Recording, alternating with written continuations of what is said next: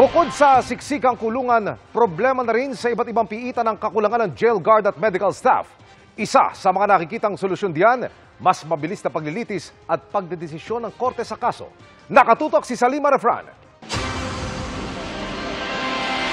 Kahit ginawa na ng mezzanine para madagdagan ng espasyo, dikit-dikit at halos sala-salabat pa rin pa nagpapahinga ang halos 4,000 nakakulong sa Manila City Jail Male Dormitory. Ang kapasidad kasi ng kulungang itinayo noong pang panahon ng mga Kastila, higit 1,000 lang. Kulang na rin ang jail guards na nagbabantay na mahigit 300 nakakulong bawat isa. Imbis na 7 lang sana kung susundin ang ideal. Ito ang Old Bilibid Prison na ilang beses nang nadokumentaryo bilang isa sa world's toughest prisons. Dapat po nating harapin at solusyonan na matingnan natin yung kalagayan ng mga PDL. Magkaroon sila ng maayos na espasyo at the same time po yung pong mga aktibidad nila ay maisagawa nila ng maayos. Pero hindi lang dyan dahil siksikan din ng iba pang pasilidad ng Bureau of Jail Management and Penology. Yan ay kahit mahigit 70,000 na ang pinalaya mula Enero hanggang Oktubre sa pamamagitan ng piyansa, acquittal, dismissal ng kaso, parole at probation.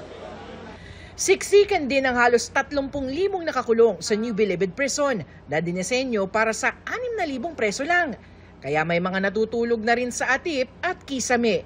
Kulang din ang mga medical personnel at di pa nata-turn over ang bagong ospital sa Bureau of Corrections na siyang namamahala sa Bilibid. Ganyan din daw sa iba pang pasilidad ng Bucor. Imagine, 52,000 na tayo ngayon. 52,000 sa buong Pilipinas, ang kasya lang 12,000. Worse, from pag i-compare mo sa ibang bansa. Kung ano yung magiging capacity ng isang facility, yun ang talaga maximum na pwede mong ikulong doon sa facility.